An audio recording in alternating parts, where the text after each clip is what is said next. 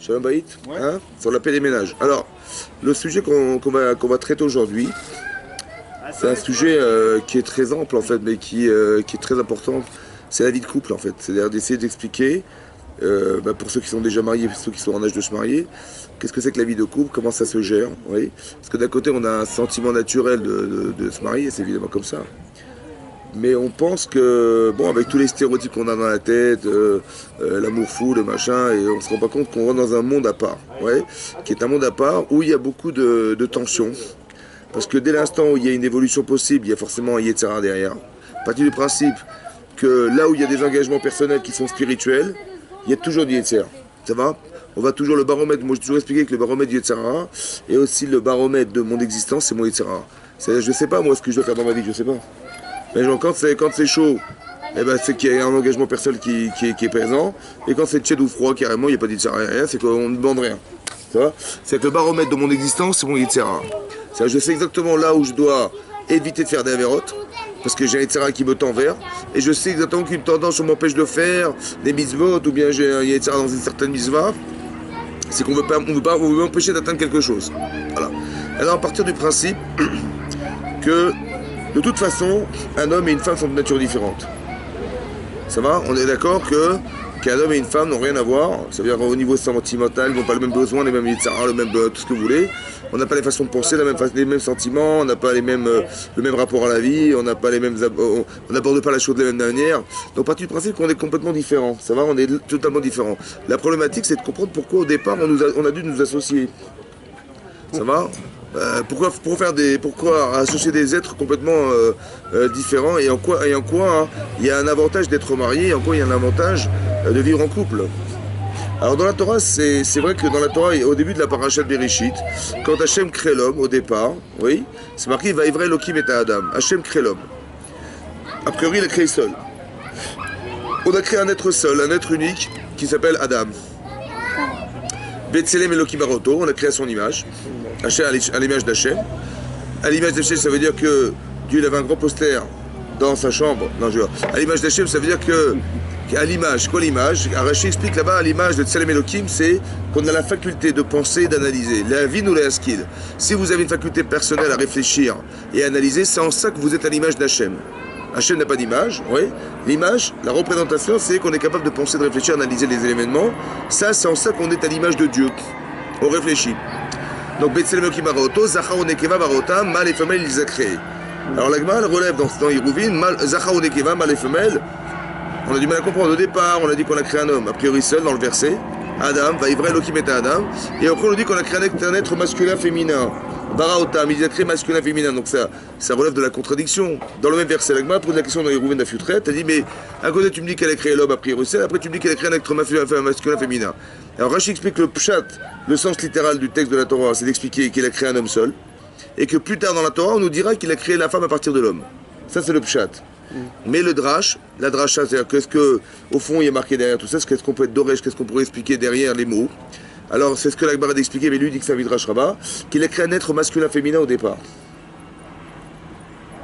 C'est-à-dire qu'il a créé un être jumelé. Ouais, dos à dos, il y avait un homme et une femme ensemble.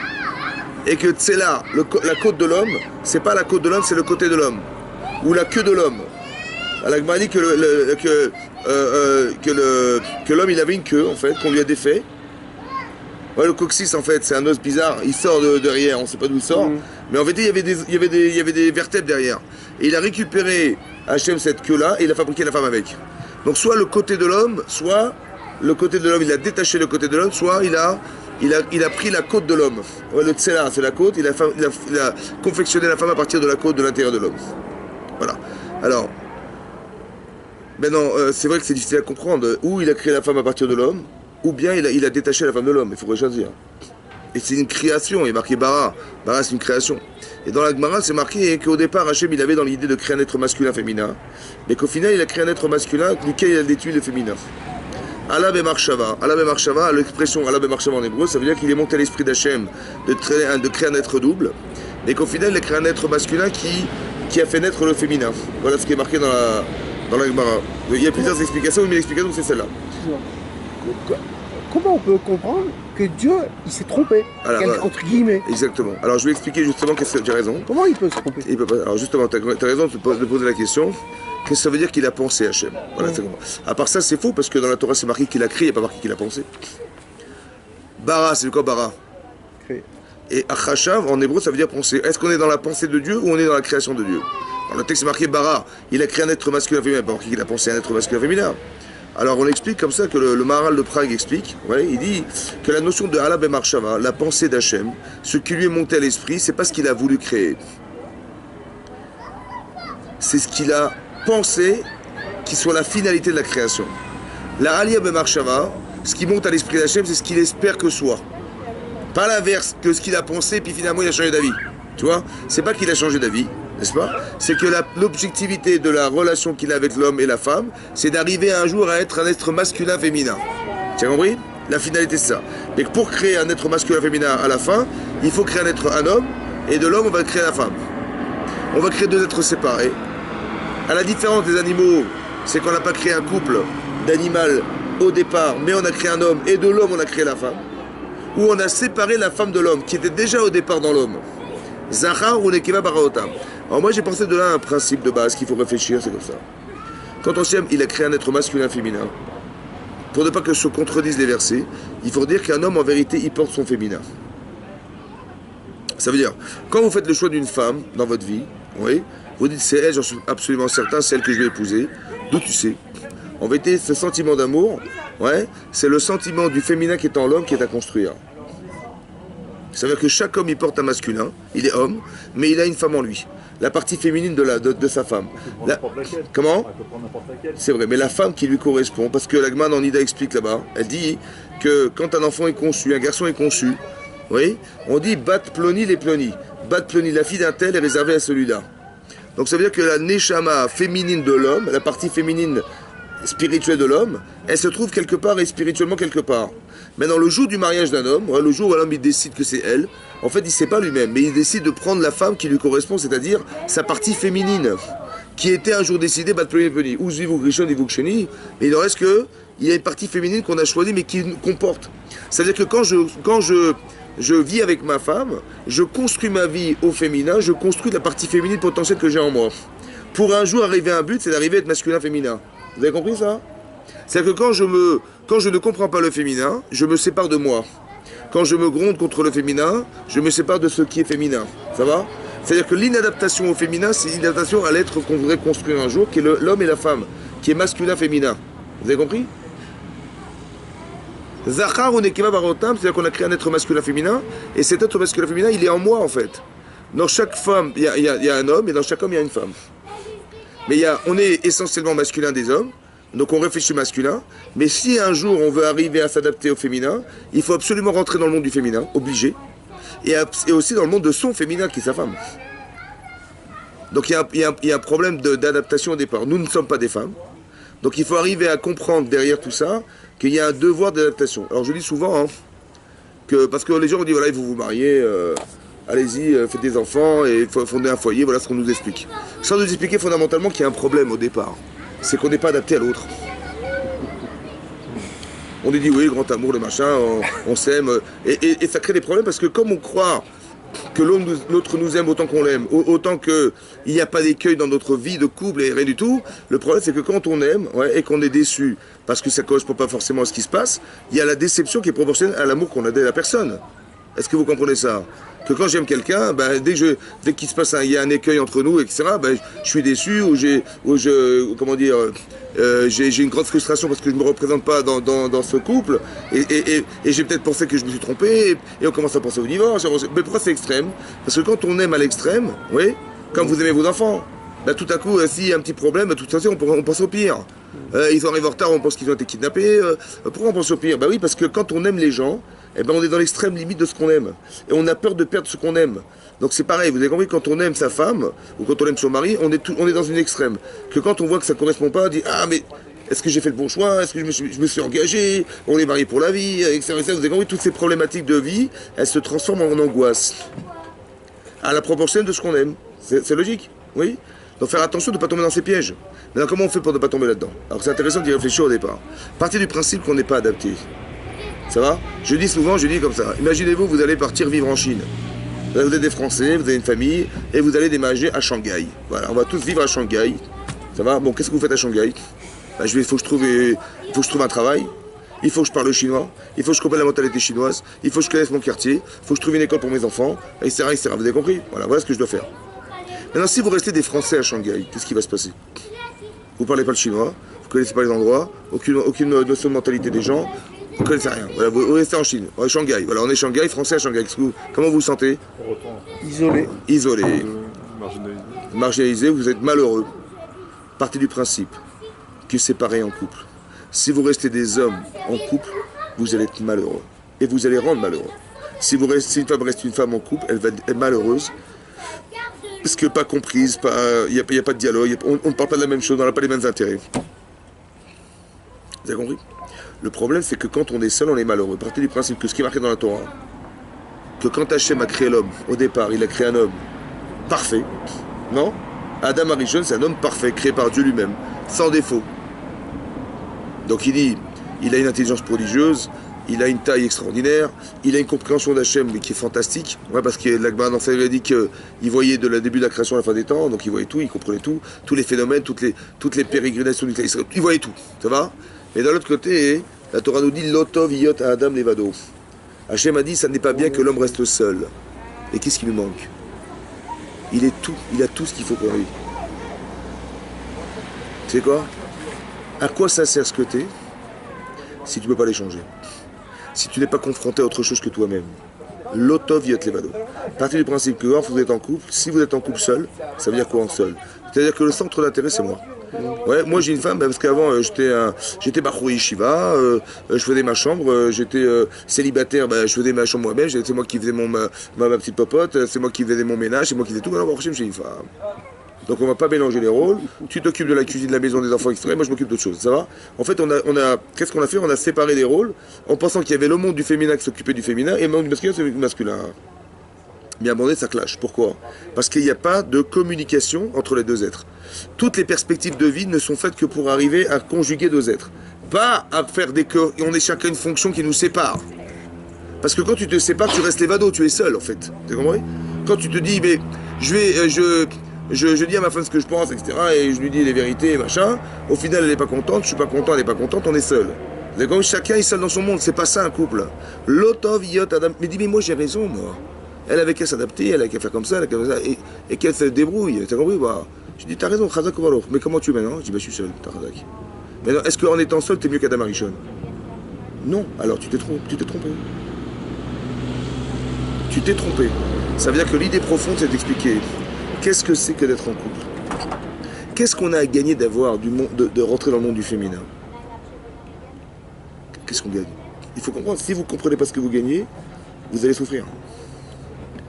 Parce que vous allez cohabiter ensemble, mais sans coexister. C'est grave. Hein. Il n'y a pas de communication, il n'y a pas d'échange. Il n'y a pas des perspectives, il n'y a pas d'objectif à atteindre, puisque de toute façon, on part du principe qu'on est différent. Partez du principe qu'on doit gagner quelque chose dans la relation. Les gens disent, bah oui, on va avoir des enfants, on va fonder un foyer, nanana. Ça c'est joli, bien sûr. Mais quelque part, qu'est-ce que vous gagnez personnellement dans la relation? Donc comment vous allez nourrir votre féminin? C'est ça que je veux comprendre. Et avec quel intérêt qu'Hachem ait créé un être masculin et féminin au départ?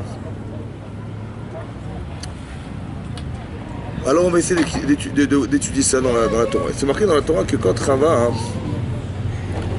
elle a été tentée. Dans la Torah, c'est marqué qu'elle a été tentée par le Etz Hadat. Ouais, le Etz Hadat, c'est le fruit du... savoir. Comment? Le fruit du savoir. Du savoir, du bien et du mal. Comment c'est marqué dans la Torah? Comment elle a été tentée? C'est marqué comme ça. Vatere Aisha, a vu la femme. Kitov Haetz, qui était bon l'arbre. Les ma'achal, pour la nourriture qu'il portait. Vechi ta'avahu la'enaim. Il était ta'ava, il était plaisant à voir. Nechmad ha'etz le'askil. Et agréable, l'arbre, le'askil, pour comprendre, être plus intelligente. Tov, ta'ava, nechmad. Tov, c'est bon. Ta'ava, c'est plaisant. Nechmad, agréable. C'est quoi? C'est intellectuel? C'est quoi? C'est un rapport? C'est un peu physique. Entre le rat et le porc. C'est un rapport émotionnel. Le tov, la ta'ava et nechmad, c'est un rapport émotionnel. Vatika mipirio vatochal. Donc elle a pris cet arbre, elle a pris de fruits de cet arbre, elle l'a mangé. Qu'est-ce qui l'a attiré? Tov, Ta'ava Nechmad. Pourquoi une femme elle est attirée par ce qui est Tov, Ta'ava Nechmad? Parce qu'elle est. Une femme est émotionnelle. Ça va? Elle est attirée parce qu'elle est elle-même. C'est-à-dire émotionnelle. Elle a eu raison, elle a eu tort. Elle a raison. Hein? Elle a eu raison de manger le fruit qu'on lui avait interdit de manger. Elle avait eu raison ou tort de manger? Non, elle a eu tort. On lui Très a bien. interdit.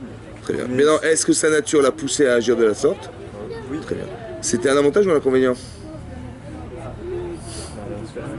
Très bien. Vatite gam laïcha.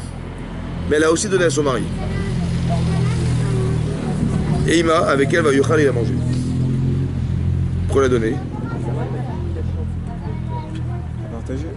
Hein? Partage. Partage la nourriture, t'as raison. Alors, mais elle savait pertinemment, Hachem avait dit, celui qui mange de ce fruit, il va mourir. Et elle a accepté de mourir pour être la vigne, pour être comme Dieu, que quelqu'un qui est capable de créer des mondes, dit Rashi. C'est ça que le Satan leur a dit, mais vous allez être comme Hachem, mais pourquoi Hachem vous a empêché? Parce qu'il a peur que vous soyez comme lui. Comme ça Rashi ramène, ouais. Comme ça la Torah dit.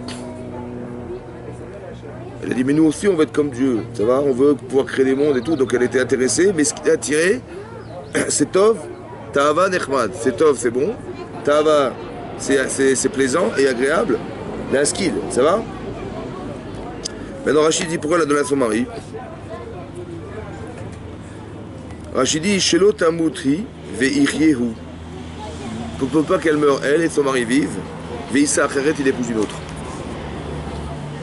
Il n'y a personne d'autre. Hein? C'est méchant. Il dit il n'y avait personne d'autre. Mais non. C'est méchant. Ah, c'est très méchant. Mais écoutez bien. Si elle meurt, elle, Tu vas recréer. il faut que le monde continue à être au monde. Donc on va recréer une femme à partir de l'homme. Donc c'est obligé, parce qu'il faut bien que. Elle avait très bien compris que le monde devait continuer sans elle. Ouais, sans elle. Donc qu'est-ce qu'il fallait faire pour ne pas que le monde continue, que le monde continue sans elle? Qu'est-ce qu'il fallait faire? Mais elle a pensé qu'il fallait tuer son mari. Donc elle a dit tu vas mourir avec moi. Mais elle n'a pas dit tu vas mourir. Hein. Elle a dit voilà, regarde comme c'est intéressant. Elle a réussi à le séduire, on va dire, ouais. Sa partie émotionnelle, elle l'a réutilisée pour arriver à convaincre son mari qu'il fallait manger du Etzadat. Et il a mangé. Mais pourquoi elle a proposé ça? Parce qu'elle elle espérait pas que son mari épouse une autre femme qu'elle, il fallait pas. Et donc elle lui donne à manger et elle l'a tué de cette manière. Donc il y a deux choses intéressantes à comprendre, c'est quoi? Qu'est-ce qui se dégage de la femme ici, dans Chava? L'émotion très forte et la peur de la concurrence. Et donc La jalousie. la jalousie et... Elle veut s'approprier son mari. J'ai compris. Est-ce qu'elle a assumé sa faute? Elle dit j'ai fauté, mon mari qu'est-ce qu'il a fait le pauvre? Il a rien fait, mais moi je mourrai, mais lui il fera sa vie avec une autre femme, c'est normal. Égoïste. C'est devenu égoïste. C'est là qu'il y a une partie égoïste, ça va? C'est la concentration de l'existence par soi-même. Je dois vivre sans avoir le remords de savoir qu'autour de moi ça va vivre sans moi. Il faut que ça meure, ça va? C'est ça qui est marqué, oui non? C'est clair? Qu'est-ce qui est marqué ensuite? C'est marqué comme ça. Hachem, il va se rendre compte donc que Adam et Chava avaient fauté, et c'est marqué comme ça. Voilà, je vous lis le texte. Hein. El Aïcha Amar, il a dit à la femme, Arba Arbe Itzboner. Arba Arbe. Multiplie, tu multiplieras Itzboner ta souffrance. Ve'eroner et ta grossesse. Be'etsev tes libanim. Et dans la douleur, tu accoucheras les enfants. Ça, c'est la punition de la faute de Chava. Vous savez quoi, Arba Arbe Itzboner? Rachid explique, c'est quoi la redondance du fait qu'elle doit multiplier ses souffrances? Zetzar Gidul Banim. C'est la souffrance de l'éducation de ses enfants. Ça va être dur d'éduquer tes enfants. Tsahar, comment on va? L'homme, il n'a pas cette souffrance. C'est marqué dans la femme, à propos de la femme. Elle va partager avec toi, tu vois. À propos de la femme, tu vois? Maintenant, c'est marqué que la femme, elle doit être, il y a marqué Arba Arbe Etzboner. Tu vas multiplier la souffrance. C'est quoi multiplier? C'est que ça va durer longtemps. Rashi explique, la Midrash explique que tes enfants, tu les éduqueras dans la difficulté. C'est dur d'éduquer les enfants. Eroner, ta grossesse des Tsaraïbo. Qu'une femme elle souffre de la grossesse, ouais, les vomissements, les malaises, les machins, tous les changements, et là, ouais, ça fait partie du châtiment de la femme. Et troisièmement, Be'etzev tel libanim, tu accoucheras dans la douleur, c'est le top du top, c'est que quand elle accouche, elle va avoir très mal. C'est bon? Zetsara Leda. Est-ce que c'est clair? Vous avez compris ou pas? Donc qu'est-ce qu'elle a fait? C'est quoi le lien? Alors c'est quoi la logique? Parce que nous on part du principe que quand Hachem il envoie un châtiment, c'est pas pour punir. C'est pour rendre meilleur. Alors en quoi le fait de devoir éduquer ses enfants dans la difficulté, de devoir avoir une grossesse compliquée, de devoir, comment on veut dire, d'accoucher à la douleur, en quoi c'est réparateur de sa faute? D'avoir donné à son mari à manger. Elle combat l'égoïsme. Hein? Elle va combattre l'égoïsme. Ah, comment ça se réfléchit? Tu as raison, c'est ça, mais comment ça se réfléchit? Est-ce que c'est normal de.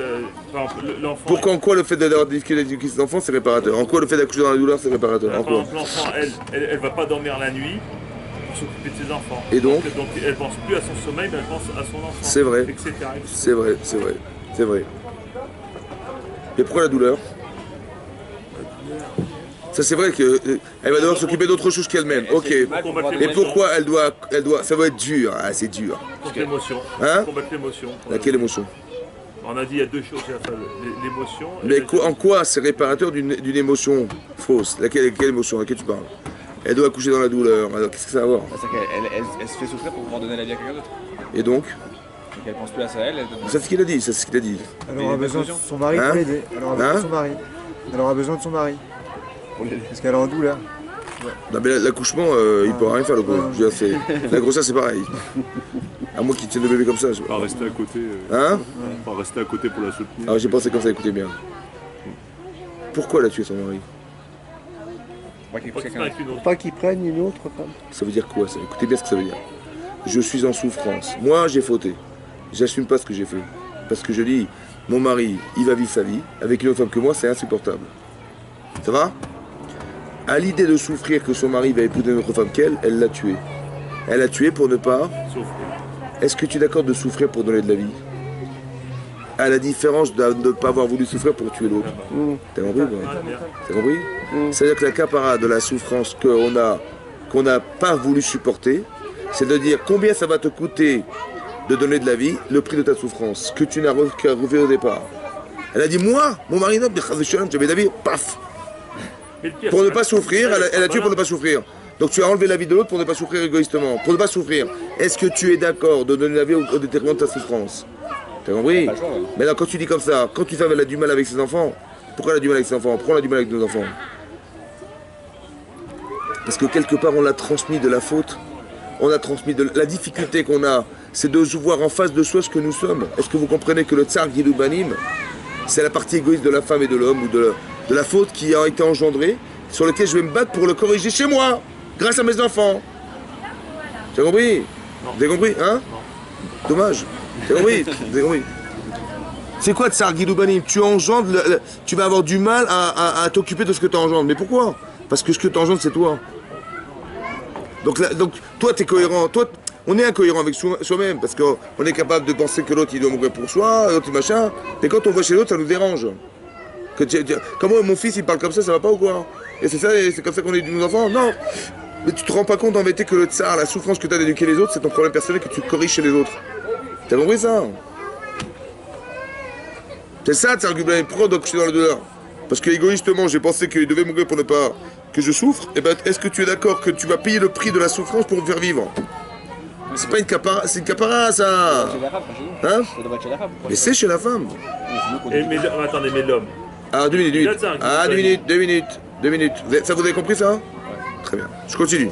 Qu'est-ce qu'il a dit à l'homme? Tu travailleras à la sueur de ton frère. Alors, on va lire ce qui est marqué. Tu es d'accord, Yves? On y va. Mais la dame Amar, l'homme il a dit Kishamarta l'école ishtecha. Tu as écouté. La voix de ta femme. Va tochal, minaetz. Et que tu as mangé de l'arbre, Asher tzivitich alomar. Que je t'avais ordonné en 10 ans. Pas en 10 ans ni en 8 ans. Hein. En 10 ans. Lo tochal mimenu. Mange pas de lui. Je t'ai dit de pas manger. Tu as écouté ta femme et tu as mangé du fruit que je t'avais interdit de manger. Arura Adama Bavorecha. La terre sera maudite à côté de toi. Beit savon te le chalna. Tu la mangeras dans la souffrance. Kol imechaecha tous les jours de ta vie.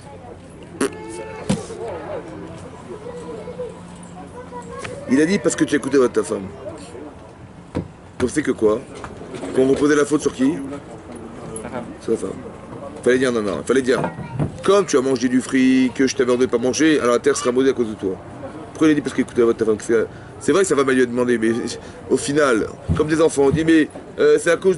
Quand il dit c'est lui qui m'a fait, qui m'a dit, c'est lui qui m'a dit. Bon, ça va, on n'est pas des gosses. Donc c'est quoi le pshat de la Torah? Qu'est-ce qui est marqué dans la Torah? Parce que tu as écouté ta femme. Parce que tu as écouté ta femme, alors la terre sera maudite. Et que tu as mangé du fruit que je t'avais interdit, C'est avec sa femme, c'est lui qui assume. Il a mangé, il a mangé. Il va dire parce que tu as mangé un fruit que tu as été consommé, que la terre sera brûlée à cause de toi. Et tu travailleras dans la difficulté. Oui, non. Qu'est-ce que c'est avec sa femme? Il a écouté quoi? Il a écouté le col. C'est quoi le col? Ah bon? La voix. Le dibour et le col. Il y a ce qu'on appelle le dibour. Le dibour, c'est la parole. Et le col? Aseret Adibrot. Ça veut dire quoi en français? Aseret Adibrot. Les paroles. Les 10 commandements. Et qu'est-ce qu'on a vu dans le Sinaï? On a vu des commandements ou on a vu des paroles? On a vu des voix? Les voix. Vaïrou et Takolot. On a vu des sons. Eli est arrivé. Eli, tu connais Eli? Hélicoptère. Alors. Écoutez bien. C'est marqué comme ça. On a vu des voix. On a vu des voix. C'est bizarre, non? C'est quoi la différence entre la voix et la parole? C'est comme ça. La voix, c'est le sentiment profond qui est caché derrière les mots. Quand on ne se comprend pas en général, c'est qu'on s'est arrêté au sens des mots. Par exemple, quand Abraham, il va entendre de sa femme qui va lui dire « Sépare-toi de Hagar et de cet enfant », il va se mettre en colère. Il va dire « Comment ça, je me quitte mais cet enfant Israël, il est mon fils autant que Ishmael est mon fils et ma femme Hagar est ma femme autant que tu es ma femme ?» Oui, non. Il va se mettre en colère. Hachem va dire « Non, non, non, non. Shma Bekola. Écoute sa voix. » Ça veut dire quoi, écoute sa voix? N'écoute pas ce qu'elle t'a dit. Écoute la voix. Qu'est-ce qu'elle a ressenti pour dire? En vérité, elle a eu peur. Elle a eu peur de l'influence que pouvait avoir Ishmaël, parce qu'il commence à sortir mal. Elle a eu peur de l'influence qu'il avait sur son fils. Elle a dit la solution avant de poser la problématique. Elle a dit, c'est toi d'elle, c'est la solution. Mais il dit, mais quel problème, je comprends pas moi. En fait, Avram, il a écouté les mots, mais il n'est pas dans le contexte émotionnel de sa femme. Alors Hachem, il n'écoute pas ce qu'elle t'a dit. Essaie d'écouter la voix. Ça veut dire qu'est-ce qu'elle a senti et ressenti pour te dire une chose pareille. Tu as compris ce qu'il a dit Hachem? Le col, c'est la voix, c'est le sentiment qui est caché derrière les mots. Et il dit, tu as écouté la voix de ta femme. Tu as écouté les sentiments. Tov, Tahava et Naïm. Voilà ce que tu as entendu. Fallait pas écouter. Ça veut dire quoi? Qu'est-ce qu'on lui reproche? Il dit comme ça. La femme est émotionnelle. Une femme, elle voit une araignée sur son lit, elle saute en l'air. L'homme est plus rationnel. Pourquoi tu n'as pas été un homme? Pourquoi tu as écouté la voix de ta femme? Pourquoi tu es rentré dans l'émotionnel de ta femme et que tu as fauté? Toi, tu n'es pas émotionnel. Tu aurais dû dire à ta femme, non, tu vas trop loin, ton émotionnel te piège, il te dessert, tu vas fauter. À cause de ton émotionnel, tu vas fauter un jour. C'est pas bien. Toi qui n'es pas émotionnel, tu aurais dû stopper ta femme. Ah, tu étais sous l'influence de l'émotion de ta femme, c'est ta faute. Parce que tu as écouté la voix de ta femme, ça veut dire que toi, tu n'es pas de nature à être émotionnel. Et bien c'est aussi un avantage, parce que ta rationalité permet de te dire, mais attends, mais elle ne se rend pas compte de ce qu'elle fait là. Elle est happée par son émotionnel, elle est en train de faire une avéra. Hachem nous interdit de manger de tzadarat. Toi qui n'étais pas une femme, tu aurais dû dire à ta femme de s'arrêter. Mais tu l'as écouté ta femme. Alors comment on fait la différence entre Avraham Avinu et Adam Arishon? Comment savoir qu'il faut écouter ou pas écouter? Juste, j'arrive. Chouïa, comme on dit en arabe. Tu as compris ça déjà? C'est ça sa faute. La faute, c'est d'avoir été touché émotionnellement. Alors qu'il n'est pas émotionnel. Alors maintenant qu'il est touché, il va fauter évidemment. Mais la faute, elle n'est pas répertoriée chez moi dans le fait de l'avoir mangé, parce que ça c'était automatique puisqu'il était touché. C'est d'avoir écouté sa femme. Ça veut dire d'avoir écouté l'émotion de sa femme. Ça veut dire que dans ta tête, tu vas comprendre que d'être émotionnel, c'est un avantage et ça peut être un inconvénient. D'être rationnel, c'est un avantage, ça peut être un inconvénient. Parce qu'Abraham, qui est rationnel, il ne voit pas la partie émotionnelle de la problématique de son fils. Parce que sa femme a vu depuis longtemps. Pourquoi ils ne se comprennent pas? Par exemple, tu dis, la Torah nous dit que Yitzhak Messachek, que Ishmael Messachek, il s'amuse. Et Rachid explique c'est quoi il s'amuse. Il fait Avodah Zarah, il devient idolâtre, c'est un jeu. Il est devenu un criminel et il a des mœurs un peu légères. C'est ça Messachek. Maintenant sa maman, pardon, pas sa maman, Sarah elle voit que Ishmael il tourne mal. Elle sent des choses. Mais son mari manifestement il l'a pas vu. Donc elle va dire à son mari, écoute, il faut chasser cette femme et il faut chasser l'enfant qui va avec. Et lui il comprend rien, il dit qu'est-ce qu'elle raconte. Abraham il voit pas que son fils fait Avodah Zarah.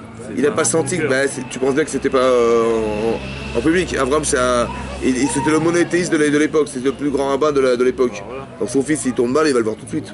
C'est-à-dire que ça se voyait pas. C'est comme ça. Il dit papa, on fait le bassin ou pas? Ah, ben, tu vois, c'est baratin, tu vois. Ah, mais c'est vrai qu'il avait vu quand même. Qui? 2 minutes. En tout cas, il en reste que son PLS. Qu'est-ce que. Il se règle bien, il se met en colère. Mais non. C'est quoi le problème de Sarah? Elle a des émotions, elle voit des choses, elle propose des solutions à son mari sans lui proposer la problématique. Qu'est-ce qu'une femme doit faire? Et qu'est-ce qu'un homme il doit faire? Qu'est-ce qu'on apprend de ce passage? Écoutez bien. Imagine-toi, hein, Abraham, il entend sa femme lui dire chasse la femme que j'ai fait rentrer dans notre couple.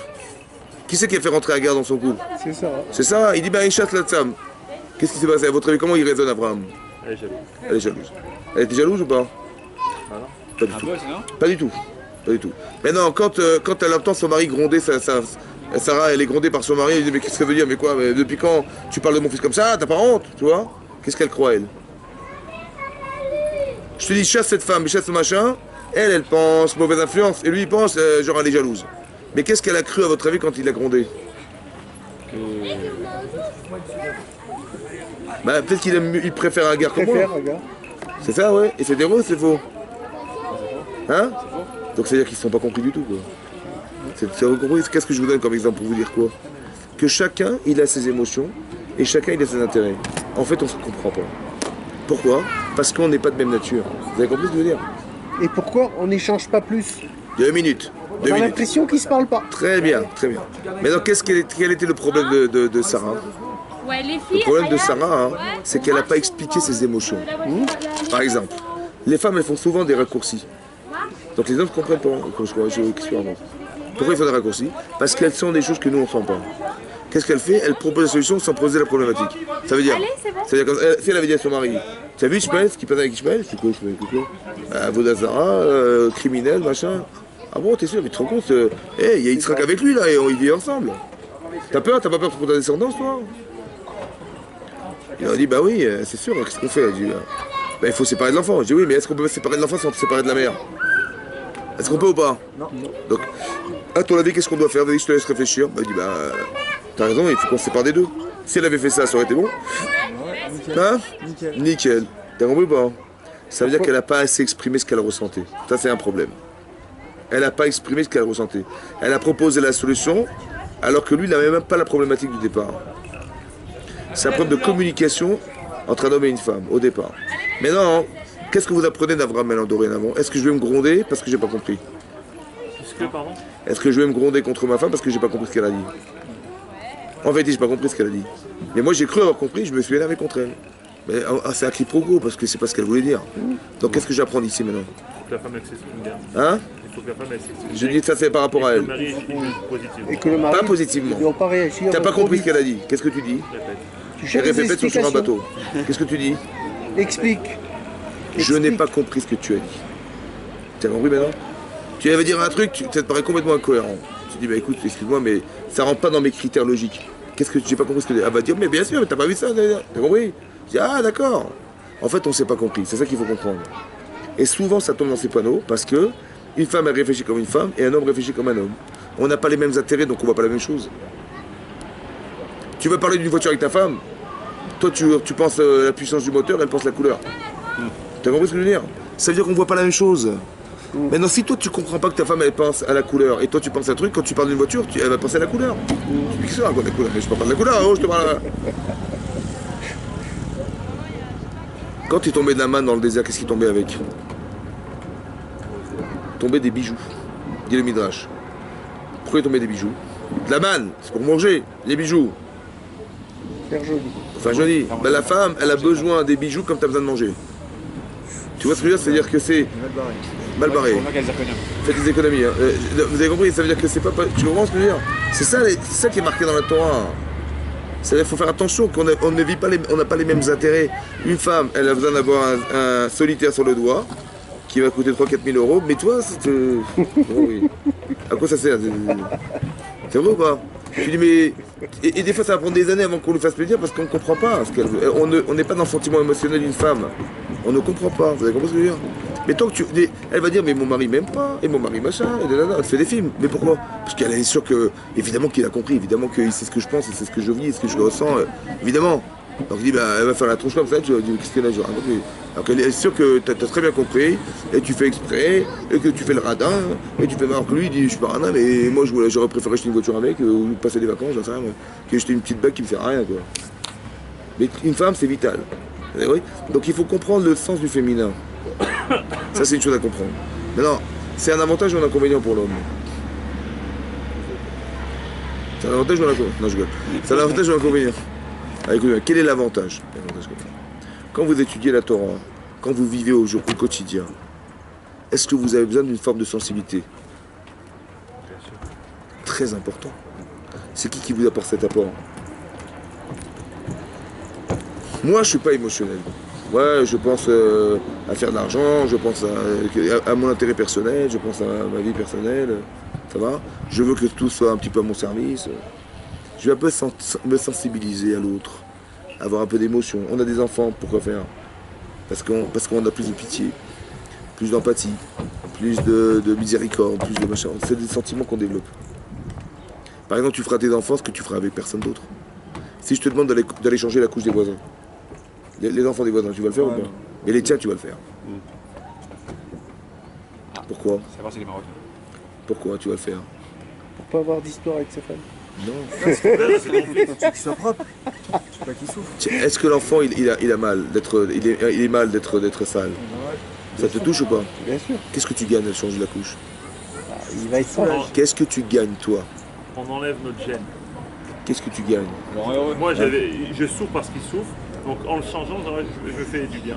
Très bien. Et ton enfant, c'est quoi? C'est une image. Une image. Tu l'as fait pour toi ou tu l'as fait pour lui? Normalement pour lui. Hein? Alors je vais t'apprendre un truc. Fais-le pour lui. C'est pourquoi? Parce que dorénavant, tu sauras que tu peux faire quelque chose pour quelqu'un d'autre sans que tu gagnes, et même que tu perds. Tu perds d'être sale, tu perds de voir des images pareilles, tu perds de te salir, tu perds. Mais tu vas le faire par amour. Maintenant, si je te dis un jour, tu as fait rendre service à quelqu'un, je lui dis non, pourquoi je vais me casser la tête? Je ne vais pas perdre mon temps, je ne vais pas perdre. J'ai autre chose à faire. Il me dit, mais pour ton fils, tu le fais ou quoi? Tu perds ton temps, tu perds ta vie, tu perds ta patience. Alors pourquoi? Tu sais bien que tu connais la limite. Tu sais que tu la connais? Dans ton enfant. Ne dis pas, je l'ai fait pour me soulager. Jamais de ta vie. Fais-le parce que tu dois le faire pour tes enfants. Parce que le bonheur, c'est de voir ses enfants propres. C'est de voir, mais combien tu gagnes, tu perds tout. Tu perds. Mais c'est pas grave. Parce que tu connais la limite dorénavant de ce que tu peux perdre pour les autres. Et là, tu vas l'utiliser en repère pour ton voisin, tes amis, tes machins. Ne dis pas, tu peux pas. Dis, t'as pas envie. T'as envie. Parce que quelque part, c'est ça le principe de base. Si tu fais égoïstement pour toi, c'est une catastrophe. Je dis, moi, il y a une forme de rachamim qui n'est pas une forme de chesed. Par exemple, il y a des gens, ils tapent à la porte des autres. Bonjour, il y a un pauvre, il rentre chez moi, il dit, voilà, j'ai pas de quoi manger, machin, ma femme elle est malade, mes enfants ils sont pas à l'école, c'est pas vrai. Vous pouvez m'aider? Soit je donne parce que bien sûr, il faut t'aider, il faut combler ce que ton manque. Soit je donne parce que j'ai tellement mal au ventre de l'entendre. Je dis, écoute, ouais, prends 100 €. La rachamim et le chesed. La rachamim, c'est j'ai pitié des gens, mais j'ai pitié de moi. Et quand je lui ai donné, je me sentais déjà mieux. Tu vois ce que je veux dire? Mais c'est un acte de rachamim, ça, c'est pas un acte de chesed. Le chesed, c'est de le faire parce que c'est nécessaire. La rachamim, quelque part, j'ai eu pitié de lui, mais indirectement, j'ai eu pitié de moi. Et en lui donnant, je me suis soulagé. C'est pas du chesed, c'est de la rachamim. Mais quelque part, c'est bien, on fait mitzvah. Mais on peut aller plus loin dans la vie. Et ça, tu l'apprends en famille, ça, tu as compris? Que la limite de ce que tu peux faire pour les autres, tu ne le sauras jamais autrement qu'avec ta femme et tes enfants. C'est un repère émotionnel très fort. En tout cas, il en reste que quoi? Que je vous explique ici. L'avantage d'être émotionnel, c'est de sentir. Il y a des choses que tu verras jamais dans ta vie parce que tu les sens pas. Ta femme, elle t'apporte cet émotionnel. Tu vas devenir Zacharo Nekeva. Et ta femme, tu vas la rassurer dans la rationalité qu'elle la tienne. C'est ce qu'on a demandé à Chava au départ, qu'elle a été débordée par son émotionnel et c'était à contre-courant de ce qu'elle devait donner à son mari. Et lui, il n'a pas été capable d'être un homme, c'est-à-dire de pouvoir rationaliser la vie de sa femme et lui dire, écoute, là tu vas trop loin. Tu vois, sur le plan émotionnel, tu as débordé et tu as fauté. Il valait que toi qui es lucide au niveau de ton émotion, tu n'as pas l'émotion, tu dis, mais d'accord, c'est beau, c'est machin, je veux bien, mais attends, à cause de beau, à cause d'agréable et de plaisant, tu vas fauter. Ah bon, c'est ça que tu veux faire? C'est quoi la limite alors? Hein? C'est quoi la limite? Des fois, tu peux dire, moi je suis pas émotionnel, alors peut-être qu'elle voit des choses que je vois pas, donc je vais la laisser faire parce que peut-être elle a raison. Mais quand ça va dans le sens de la mitzvah, on étudie à Torah pour quoi faire? Tu sais ce qui est bien et tu sais ce qui n'est pas. Mais non, toi tu étudies à Torah, tu as un devoir d'étudier, ça va? Mais dans ton étude, tu as besoin de l'émotion de ta femme. Parce que tu vas faire des rachis, des machins, tu dis, ouais, t'as compris ce qu'il a dit? Oui, j'ai compris ce qu'il a dit. Est-ce que tu as compris ce qu'il a dit? Est-ce que tu as compris à quoi il vient répondre? Est-ce que tu as compris qu'est-ce qu'il avait comme question rachis? Est-ce que émotionnellement tu es touché par la réponse? Est-ce que tu as compris? Mais cette émotion, tu peux être un homme très cartésien, machin, on va te dire blanc, noir, vert, rouge, mais c'est sec. Tu dis à tes enfants, c'est comme ça. Mettez pas les pieds sur la table, ne dis pas de gros mots, c'est comme ça, t'es un homme, t'es la police quoi. T'es un père ou t'es la police? Mais un père, il y a une émotion dans un père. Une mère, il y a une émotion. Tu as compris quoi? Mais si tu mets pas des émotions, les enfants ils vont croire que t'es le pire des pères. Tu dis avec... Je vois comment il parle à mon copain, super gentil, mais moi, t'as toujours... Mon père c'est le pire des pères. Si tu mets pas des émotions dans le rapport à l'enfant, tu mets pas un peu d'émotionnel dans ta vie, tu vas être un dictateur. Et perçu comme un dictateur. L'Agma a dit comme ça, dans Kiddushin. On doit respecter son père et sa mère. Honorer son père et sa mère. L'Agma dit pourquoi on honore son père avant sa mère? La priorité. Parce qu'un père, il est craint par ses enfants. Naturellement. Donc on te demande en tant qu'enfant de respecter, d'honorer ce que tu crains. Et il a marqué Ish imo ve'aviv tiraou. Ish, un homme. Imo ve'aviv. Sa mère et son père vous craindrez. On a mis la priorité de la mère avant son père parce que naturellement un enfant, il respecte sa mère. Et il doit apprendre à la craindre pour ne pas qu'elle tombe, que ce soit pas une femme comme sa copine. Non, il faut que ce soit ta mère. Donc tu crains de ne pas respecter ta mère. Ça va? Tu crains de décevoir ta mère. Tu crains de décevoir ta mère. Il faut la crainte. Mais non, on a mis la crainte dans la mère avant le père parce qu'il respecte sa mère naturellement. Et on a mis le respect, l'honneur de son père avant sa mère parce qu'il craint son père naturellement. Pourquoi c'est comme ça? Parce que l'Agma a dit qu'une femme, une maman, méchat de lato bidvarim, elle fait des efforts pour parler à ses enfants. C'est pourquoi tu respectes ta mère? Parce qu'elle te respecte en toute parole. Elle te comprend. Elle t'amène de l'affection. Tu es respecté par elle, tu respectes ceux qui te respectent. Ton père, il est comme ça, c'est la Torah. Tu vois? J'ai tellement peur pour mes enfants, il faut que je leur dise la loi parce qu'il ne faut pas qu'ils débordent, il ne faut pas qu'ils machin. Je ne mets pas d'émotion. Donc mon fils, il va me craindre, mais est-ce qu'il va m'aimer? C'est un déroulement logique. Parce qu'on est... enfin, si le père il est cartésien comme vous dites, c'est ce que la Torah. Donc qu'est-ce que tu dois faire pour que tes enfants t'aiment? Mais il faut que tu sois comme ta femme. Elle parle à ses gosses, elle parle. Tu vois, on échange autre chose que de la rigueur et de la loi et de la restriction. Tu vois ce que je veux dire? J'ai tellement peur pour mes enfants, je leur dis je vais faire gaffe, je mets une tension que des fois c'est insupportable. Et si je lui explique pas que je le fais parce que je l'aime, il va croire que je l'aime pas. L'enfant, c'est une feuille vierge. Quand il te voit le gronder, il dit, lui, il comprend même pas pourquoi tu le grondes, ça va? Des fois il le sait, des fois il le sait pas. Mais quand il le sait pas, il dit, il te le dit pas, hein, mais il en pense pour moi. Il te dit, mais je veux que tu sois un bon garçon, moi, j'ai pas envie que tu sois un mauvais garçon plus tard, j'ai peur de ça, oui ou non? Mais est-ce qu'il a compris ce que tu dis? Rien du tout, t'as compris? Il croit que t'es le pire des pères, en fait. Il dit, mon père, même pas. Parce que manifestement, comme il se comporte avec moi, tu vois, chaque fois il me gronde, chaque fois il machin, je peux pas parler, il faut que je le respecte, il faut que je machin, c'est que dans la rigueur. Tu dois me respecter pour ce que je suis, c'est insupportable. Il faut mettre un peu d'émotion. L'Agma dans Sota, elle dit que les tinoks, les enfants, les Yitzhara et la femme, on les repousse avec la main faible, la main gauche. Mais on est Bekarem Yamin. On les rapproche à la main droite. Ça veut dire que ton rapport émotionnel, il doit être très fort, musclé, main droite. Les enfants, pourquoi? Parce que si tu montres de la rigueur plus que ça, ou tu jettes carrément des deux mains, tu en paierais les conséquences. Tu dis, mais moi, je lui ai bien appris à respecter les doigts, en fait, je l'ai obligé, tu vois.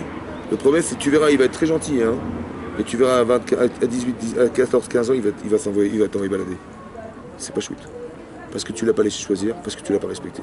Il est en rébellion contre toi.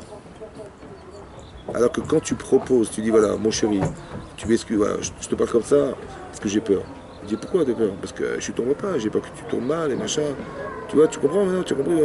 La tension que je mets sur toi, c'est pas une tension qui est négative, c'est la tension du père. J'ai tellement peur que tu rates, j'ai tellement peur que tu fasses des bêtises dans ta vie, que tu t'habitues à certaines choses et tout ça. Tu comprends ce que je ressens? Mets-toi à ma place, ouais, je suis ton père. Ben, il va dire ah oui d'accord je comprends. Donc quand tu vas un peu au ton, il va comprendre que tu es le père. Alors qu'il comprend rien, qu'est-ce que tu le fais moi? J'ai rien fait moi. Je fais des erreurs, ben c'est comme ça. Même l'autre, il fait des erreurs. Pourquoi l'autre, il ne compte pas, moi, il me compte comme ça. Si tu n'expliques pas tes émotions, tu verras que ça va se retourner contre toi. C'est exactement comme dans un couple, tu vois, exactement pareil. Ça veut dire qu'on nous demande de nous adapter et de comprendre l'avantage que nous avons de nous adapter. Une femme, elle est émotionnelle, elle n'est pas rassurée, elle est inquiète, elle est machin. Toi, tu l'es moins. Donc tu vas rassurer en lui apprenant à pouvoir gérer ses émotions. Toi qui ne les as pas. Et elle, qui surcharge d'émotions, elle va t'en donner un petit peu pour que tu sentes des fois des choses que tu sens jamais. Elle te dit, ta femme, tu vois pas que c'est comme ça, tu vois pas ça. Ou elle te dit, tiens, ce type-là, machin, tu dis, ben, je le sens pas. Tu dis, tu sens pas, d'où tu sais. La Gemara dit qu'une femme, elle a une binaïtera. Ouais. Elle a des émotions, ouais, qui sont comme un peu de la prophétie. C'est des. Cinquième sens. Ouais, cinquième sens. Elle sent des choses, tu vois. Ouais, mais comment faire part des choses? Hein? Elle est où la limite? La limite, c'est soi. Tu apprends la Torah pour savoir où est-ce que c'est juste et où est-ce que c'est faux. Alors le principe est clair. Hier, on a parlé de ça. Que quand un homme il a envie de quelque chose, tellement envie, il fait abstraction de tout ce qui est autour par désir personnel. Tu vois, le shochad, les pots de vin, ça aveugle les gens. Le pot de vin aveugle, c'est-à-dire qu'intellectuellement, je ne peux pas voir ce qui me fait souffrir. Parce que je désire l'inverse. Donc le problème, c'est ça, c'est comment tu vas te sortir d'un désir. Tu vois, Chava, elle est tellement désirante de devenir comme Hachem, etc. Et c'est peut-être qu'elle a fait les Shem Shamaïm, hein. Et sûrement. Seulement, elle ne se rend pas compte, c'est un piège. Que des fois, les tsarins, il vient, il te bouffe en fait en te disant eh, vas-y, fais la mitzvah, et derrière, tu te rends pas compte des catastrophes. Le principe est clair. Quand vous voyez que ce que vous faites n'a pas d'avenir, c'est que c'est fou. Encore faut-il avoir l'intelligence de se rendre compte que ça n'a pas d'avenir. De se dire, là, comme je vous l'ai dit hier, j'ai dit comme ça, votre cerveau, il va accepter des émotions qui va engendrer des actes. Tu n'es pas obligé d'accepter tout ce que tu ressens. Donne-toi le droit de réfléchir à ce que tu ressens. Est-ce que ça vaut le coup ou ça vaut pas le coup? Tu dis, elle a dit, ouais, c'est tov, nermat, tava. Dis, bon, ok, donc c'est plaisant, c'est agréable, etc. Je vais te dire comme Dieu, etc. Le problème, est-ce que ce que je ressens est vrai? Ah, mais je me rappelle qu'il m'a dit de ne pas toucher. Et que si je touche, je vais mourir. Alors, est-ce que je m'arrange avec ce qui me tue? C'est comme le fumeur, le type il fume la cigarette. Ouais. Il fume un paquet, au début, bah, il dit, tiens, ça ne sert pas.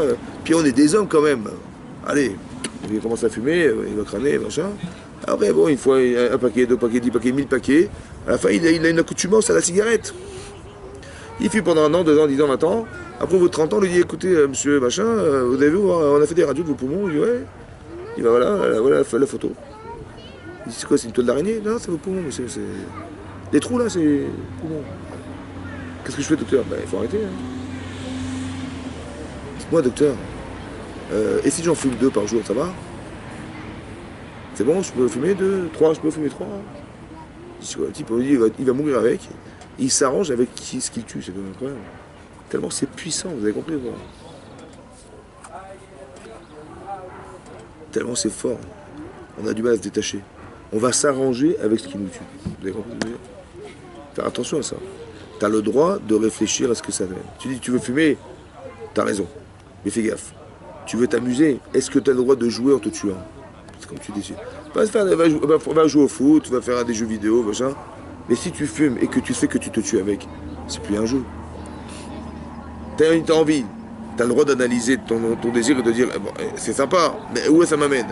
Ben, un jour tu peux attraper le cancer, tu peux attraper des maladies, tu peux ne pas être au mariage de tes enfants. C'est possible. T'as envie ou pas? Je dis non, ben alors amuse-toi à autre chose. Quand tu rentres dans le t'as le droit d'analyser ce que tu ressens. Ou dis non, mon cerveau, mon corps il va être en souffrance de ne pas être comme les autres, alors je vais fumer comme les autres. Donc pour ne pas souffrir, je vais faire comme tout le monde. Mon cerveau, il va me dire, mais bien sûr, il faut que tu fumes. Bien sûr qu'il faut, parce que tu vas être comme un gosse, t'es plus un enfant quand même, t'es un adulte, hein, il faut fumer, c'est normal. Mon cerveau, il sait que mon corps est en souffrance, donc il va dire, mais bien sûr, il va m'encourager à le faire. Ou bien, hein, tu dis, hein, ton cerveau, il te sert à autre chose. Il sert à analyser ce que tu ressens. Est-ce que ça a de l'avenir? Tu dis, mais mon corps, il m'a dit, j'ai besoin de... C'est comme, ma femme, elle m'a dit, mais tiens, mange du date. Attends, j'ai le droit de réfléchir, non? C'est là que tu m'as dit quoi? Moi j'ai pourquoi? Bah t'entends, venir pas, machin, t'as non, on y va, on va être comme Dieu, mais tu comprends pas, on va être comme Dieu, j'ai compris, mais Dieu il m'a dit, je me souviens qu'il m'a dit rationnellement, il m'a dit ne mange pas, tu vas mourir mec. J'ai le droit de réfléchir quand même, j'ai le droit d'analyser. Ce qui a manqué à Adam Arishon, c'est ce qu'on me demande de faire. Ça veut dire qu'il courait comme c'est intéressant. Quand Adam il a proposé à Chava de manger du Etzadat, Ça l'a intéressé ou pas? Puisqu'il a mangé. Il a mangé. Bah oui. Elle était avec lui ou contre lui? Quand il a mangé. Avec. Avec. Alors qu'en vérité, C'était contre lui. elle était contre. Quand Sarah, elle a dit à son mari, Garesh et Amaz, sépare-toi de cette femme. Il s'est mis en colère. Pour lui, elle était contre lui ou avec lui? Contre lui. Alors qu'en vérité, Elle était pour lui. tu as compris? Excusez-moi. Zachita, elle est avec toi. Lo Zacha, Kenegdo. Zacha, Kenegdo, elle est avec toi. Il y a marqué qu'Hachem il a créé la femme, ouais, Kenegdo, face à lui, ou contre lui. L'Agma dit Zacha, il est méritant d'être avec lui, face à lui, sinon, contre lui. Elle est contre lui. Mais t'as compris ce que ça veut dire? Ça dépend ce que tu es toi. Elle peut être contre toi ou avec toi.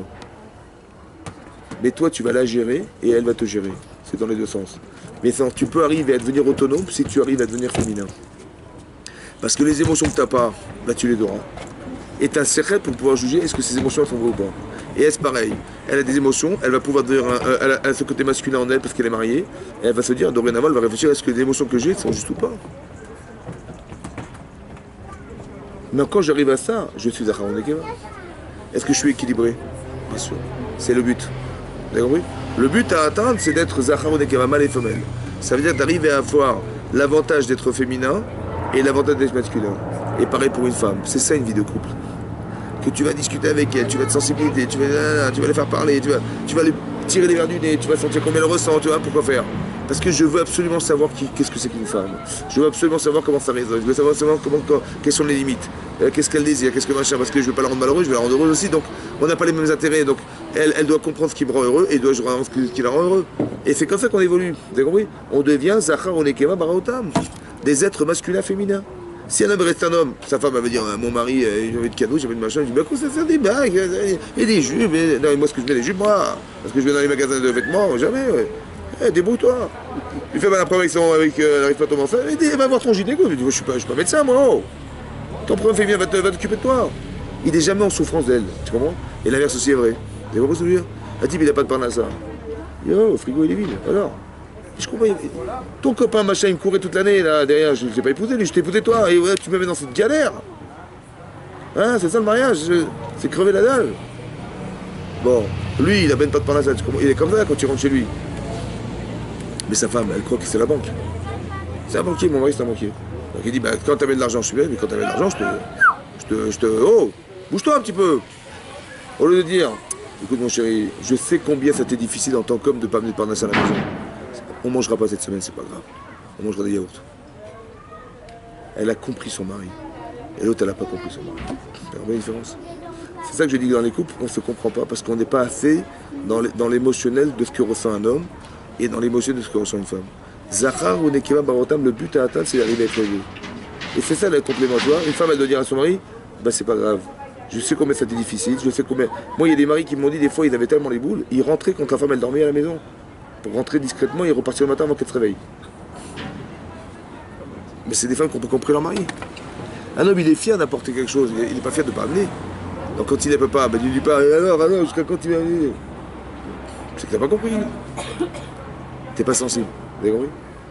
Vous avez une question? Oui. Attends juste, vous avez compris? Ok. Mauvais